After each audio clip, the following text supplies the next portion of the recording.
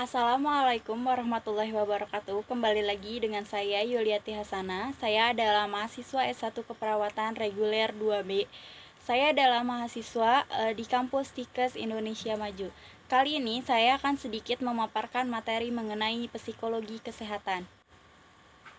Teman-teman pasti sudah sering mendengar tentang psikologi kan?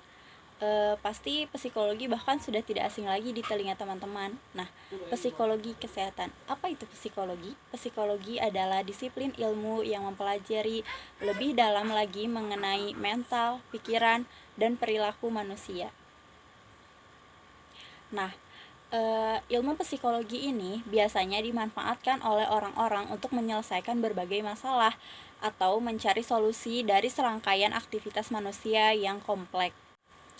Nah, selain itu, dari sisi kesehatan pun masalah psikologi atau gangguan terkait kepribadian seseorang seringkali kerap muncul akibat kondisi dari seseorang.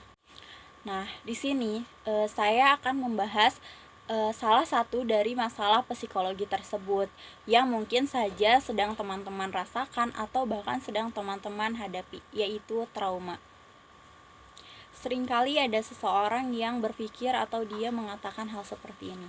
Saya tidak mau menjalin hubungan kembali karena saya trauma disakiti terus-menerus. Maka lebih baik saya sendiri saja. Nah, sudah jelas bukan alasan orang tersebut ingin sendiri itu karena dia trauma. Namun, apakah teman-teman di sini tahu apa arti sebenarnya trauma itu? Nah, menurut American Psychological Association atau APA, trauma adalah suatu respon emosional dari seseorang terhadap kejadian yang mengerikan, entah itu kecelakaan, pemerkosaan, atau bencana alam. Namun sebenarnya untuk memunculkan rasa trauma itu sendiri tidak memerlukan hal besar seperti yang dikatakan oleh APA. Banyak seseorang yang trauma akibat hal-hal kecil yang dia alami, baik secara jasmani maupun rohani. Dan tidak semua trauma itu berlangsung lama. Dari beberapa kasus, banyak yang trauma itu hilang setelah beberapa hari atau beberapa minggu. Namun ada juga trauma yang berkepanjangan hingga mempengaruhi kehidupan mereka sampai mempengaruhi kesehatan mereka. Nah, trauma itu sangat banyak sekali jenisnya ya teman-teman. Kalau misalkan kita bahas satu-satu di sini, itu tuh tidak akan cukup waktunya. Nah, di sini saya akan membahas salah satu jenis trauma, yaitu post traumatic stress disorder atau PTSD. Tidak sedikit orang yang berpikir bahwa trauma itu hanyalah fase kehidupan seseorang yang akan hilang dengan sendirinya. Namun, apa yang akan terjadi ketika trauma itu membandel dan tidak terselesaikan? Post trauma stress disorder ini seringkali dikaitkan dengan veteran perang. Mengapa? Karena seperti yang kita ketahui bahwa mereka melihat bahkan mengalami sendiri betapa kerasnya dan sadisnya peperangan itu seperti apa. Nah, di beberapa personil militer biasanya mengembangkan PTSD ini. Namun tentu saja PTSD ini tidak hanya berlaku untuk veteran perang saja. Banyak sekarang ya orang itu mengidap PTSD, namun mereka itu tidak menyadari bahwa mereka itu mengidap PTSD. Yang mereka tahu hanya saya itu trauma gitu. PTSD ini sangat berlaku untuk di semua usia loh teman-teman. Nah, biasanya disebabkan oleh perang, terus kecelakaan, bencana alam, perundungan, kekerasan fisik, pelecehan seksual, prosedur medis tertentu seperti operasi, terus ada penyakit yang mengancam kematian atau penyakit yang tak kunjung sembuh. Nah, itu semua menyebabkan PTSD ini loh teman-teman.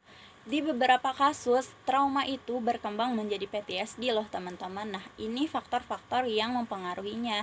Yang pertama itu dia mengalami trauma yang intens. Kemudian adanya pengalaman yang menakutkan, terus atau dia belajar dari peristiwa atau kejadian yang mengancam kematian, terus adanya cedera serius, terus adanya pelanggaran seksual, terus dia pernah mengalami trauma lain di awal kehidupannya seperti pelecehan seksual pada masa kanak-kanak, pembulian, terus ada juga dia yang memiliki riwayat kesehatan mental lainnya seperti gangguan kecemasan atau dia depresi, terus dia memiliki masalah dengan penyalahgunaan zat seperti mengkonsumsi alkohol yang berlebihan, terus atau dia pengguna narkoba. Nah, ada juga orang yang mengembangkan PTSD ini karena dia kurangnya sistem dukungan dari keluarga atau dari teman. Nah, ada juga yang PTSD karena putus cinta. Mengapa putus cinta menyebabkan PTSD?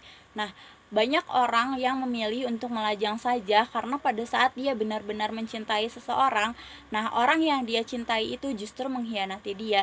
Jadi teman-teman jangan pernah menyepelekan orang yang trauma karena putus cinta ya teman-teman, karena bisa saja hal yang menurut teman-teman itu biasa saja atau hal sepele, tapi untuk orang yang mengalami kejadian itu justru berpengaruh, sangat mempengaruhi kehidupan dia. Kan banyak ya orang yang tidak sadar bahwa dia itu mengidap PTSD, dia tuh hanya tahu kalau dia tuh trauma. Makanya kita harus tahu gejala PTSD itu seperti apa.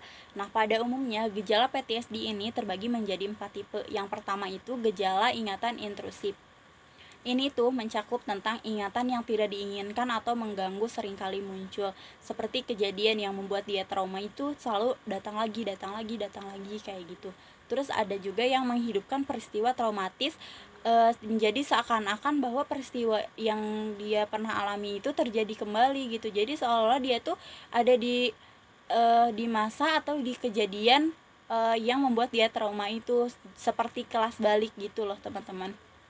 Kemudian ada juga yang sering mengalami mimpi buruk tentang peristiwa tersebut. Jadi peristiwa yang membuat dia trauma ini pasti dia ada ikut ke mimpi dia, ke bawah mimpi lagi, makanya dia bisa stres. Terus ada juga yang mengalami distress emosional yang sangat berat terhadap sesuatu yang mengingatkan pengidap kepada peristiwa traumatis tersebut, teman. Selanjutnya itu ada yang disebut dengan avoidance. Nah, avoidance ini adalah suatu usaha dari pengidap untuk menghindari atau mencoba tidak berpikir atau berbicara tentang peristiwa traumatik tersebut. Jadi, orang yang mengidap PTSD ini cenderung dia itu akan mengalihkan atau menghindari pembicaraan tentang atau yang berhubungan dengan peristiwa yang membuat dia trauma. Dan dia juga seringkali menghindari tempat kegiatan atau orang yang mengingatkan dia terhadap kejadian tersebut loh teman-teman. Nah, selanjutnya itu ada perubahan negatif pada cara berpikir atau moodnya orang yang pengidap PTSD ini.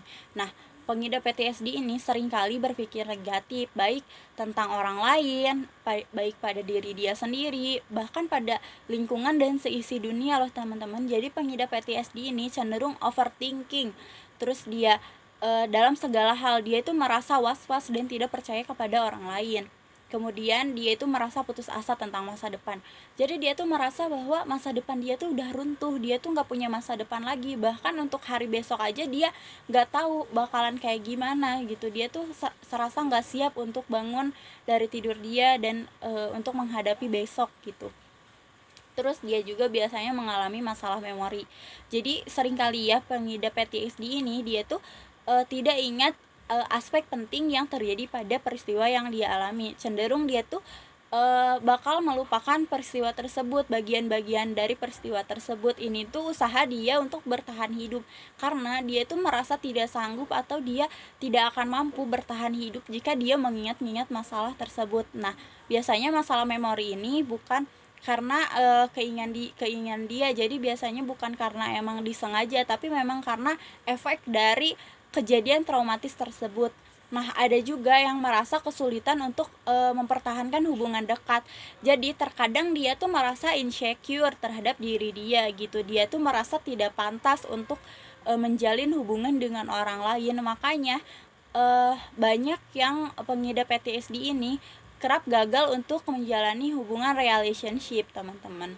Nah, ada juga yang merasa terlepas dari keluarga atau teman. Jadi dia itu cenderung untuk menyendiri aja gitu. Bahkan dia tuh merasa mati rasa dan secara emosional ya teman-teman. Jadi serasa dia tuh tidak peduli terhadap orang lain, terhadap lingkungan. Nah, yang terakhir itu ada perubahan pada reaksi emosional maupun fisiknya ya teman-teman. Nah, secara emosional dia itu akan mengalami denial atau dia itu tidak akan menerima kenyataan. Jadi dia tuh nggak terima kalau dia udah mengalami kejadian tersebut, bahkan dia tuh kayak merasa sedih, merasa marah, emosi yang meluap-luap, mood yang berubah-ubah, merasa malu, insecure, terus menganggap dirinya itu salah atas apa yang terjadi, terus dia tidak bisa bergaul, dia menarik diri dari lingkungan, bahkan dia tidak mudah percaya kepada orang lain. Nah, biasanya perasaan ini pecah ketika dia mulai melampiaskan atau dia bercerita kepada keluarga ataupun pada teman yang dia percaya. Nah, ini makanya alasan mengapa trauma ini tidak hanya dirasakan oleh pengidap saja, namun trauma ini bisa dirasakan oleh orang yang mendengar ceritanya.